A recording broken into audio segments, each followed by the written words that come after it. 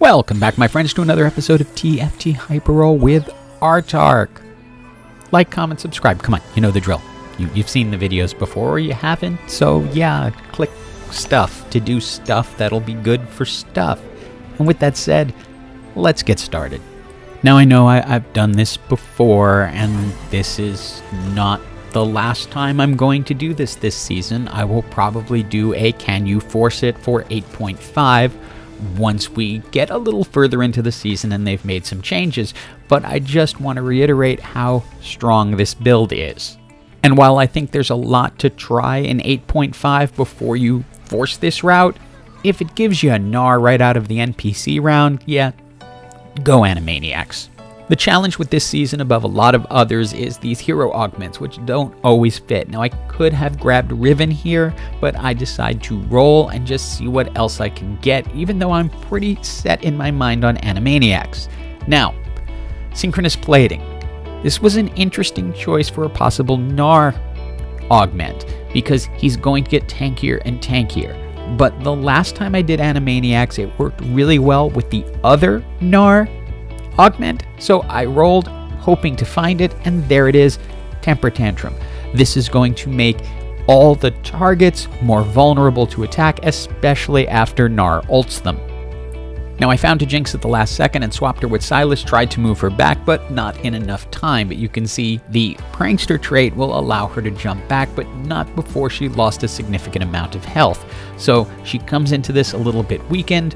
They're able to get in. She can finish off that gangplank, but not enough for the KO. I then swap Jinx back out for a 2-star Sylas once I get him. In this particular mode, I will roll early and often with this build because I just want to get those 1 stars up. Remember key Jinx items: Static Shiv, Rage Blade, Spear of Sojin. So coming out of the carousel, we had the ability to make a Static Shiv, therefore, there it is. We went ahead and put a Dragon's Claw on Gnar for 2 reasons. 1, he's going to be one of the main tanks in this, but 2, since he's a prankster, when he backs out of combat, he's going to heal a little, but he'll also then get a chance to heal back up what he lost, so he'll be even stronger later on. For item choice, I stay true to the 3 key items for Jinx, so I grab the Needlessly Large Rod in the hopes of making a Rage Blade, but I also have the ability to make the Jeweled Gauntlet for Miss Fortune if we happen to get her early. And we can see really well how Prankster works here and why it is so effective. Watch when Gnar jumps away, Pantheon stays on the target dummy, allowing everyone to focus on him and force him down, even with that Gargoyle Stone Plate. Then move on to the backline and bam, they're taken care of. It's time for our second augment, and even though none of these are really great, I do not like rolling lowest level augments unless it's the last choice. So I go ahead and grab Electro Charge because I have a pretty good front line right now, especially now that I've brought in Alistair to be the second mascot. Right after making the Rage Blade on Jinx, we went ahead and ended up finding an early Miss Fortune, which is still very fortunate, although she's not even going to get to ult in this fight because we're going to finish them off before she has a chance. And while the NPC round didn't give us much in the way of items that will be super useful, it didn't really matter at this point. This particular build is just really, really strong most of the way through the match, especially once Miss Fortune is able to ult. Although the key to the build is Miss Fortune, and since there is another build out there, the Infinite Quick Draw, that uses Miss Fortune, you may find it difficult sometimes to get her up to 2 stars. The keys to Miss Fortune are fairly simple. It's mana and power. So if you get the chance for a mana Zane on Miss Fortune, take it. It will cause her second cast to happen fairly quickly after the first one. It's time for our final augment, and prismatic it is. Don't need the Ace Crown, don't need Tomes of Traits. Healing is always useful on this build, and while I would have liked to have rolled a little bit just to see if I could get the extra team member, didn't need to. In this case, I debate between the Needlessly Large Rod or the Tear. I decide to just go with extra mana on Miss Fortune. Again, her casting is going to be key. We want to bring Ekko in. Now we have the 5 Anima Squad and the 3 Pranksters, and then we just have to decide who our extra champion is going to be. If you get a chance to make a ZZ Rod on Ekko, it's not a bad idea. It will allow him to leave multiple things behind for the team to trip over. And the more tripping you have, the better chance you have. In this case, however, they were able to weaken us down, and it's going to be real close because we take out their Jhin, but that Vex just has enough power to take out Jinx. And if you ever wonder why I like the items I like and load mana onto Miss Fortune like crazy, this match will kind of tell the tale. You can see it is not going well at all. We're down to 3, we're down to 2. It's just Miss Fortune and Jinx left. Now Jinx leaves that target dummy behind that's going to stun, and then Miss Fortune is able to clean house with her 3rd cast. After the NPC round, we have some item choices to make. Here, it's about tanking up our front line just a little bit more, so the Ionic Spark is always fun for me to want to put on a champion like Gnar, especially since he's serving as our main tank. Similarly, the Sunfire Cape will work as well.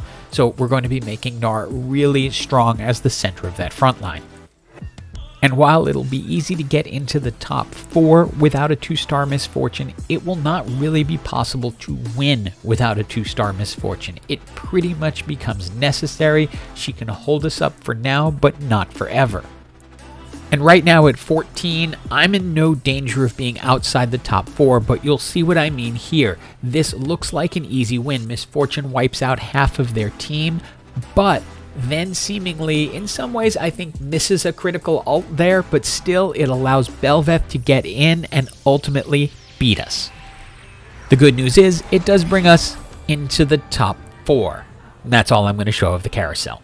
And I was able to pick up a 2-star EZreal, so I'm just looking for a 2-star Miss Fortune to finish this off. The Gold Collector is going to be an easy item to put on EZreal. That will give me essentially a 2nd ace on the team, and with the way his ult works, if Miss Fortune can just soften them up, EZreal might be able to bring them home. I ultimately roll and find my 2-star Miss Fortune, but not in time for this next round. Now this is against a hacker team, but they're not using anyone to jump into the back line, which is probably a pretty good idea in their case, since their power is going to come from keeping LeBlanc up as long as possible and protected in that corner. EZreal ults all the way across, as does Miss Fortune, but she's not quite strong enough. Jinx does put down her target dummy, but that incredibly strong LeBlanc is able to beat us. But now we have a 2-star Miss Fortune, so hopefully that's going to make a difference. This is one of the teams that beat us before with the really strong Bel'Veth, who was able to get into our backline and just wreak havoc by not getting hit with Miss Fortune's ult. But at 2 stars, her ult is more powerful. Vayne and Bel'Veth are saved by Edge of Night, but it's not enough to overcome it completely, as EZreal with the Gold Collector takes enough of them out that we can beat this team. We are left in a 1v1 against the team with the 3-star LeBlanc. That's what we have to get through. The key is going to be keeping ourselves alive long enough that Miss Fortune and EZreal can cast enough so that they can wipe them out. They're essentially both aces, although EZreal does it at 12% with the Gold Collector and Miss Fortune at 15% with the ace trait. But since they are clumped together, we have a decent shot at it. Miss Fortune goes first, then EZreal, then Miss Fortune, thanks to the Mana Zane, is able to go again. That weakens LeBlanc down enough that she ends up knocking out Jinx, attacking the target dummy, stunning herself, and letting Miss Fortune finish her off, and it is GG to everyone. Again, Animaniacs, use it. It will help. Hope you enjoyed this video, and as always, have an absolutely awesome day.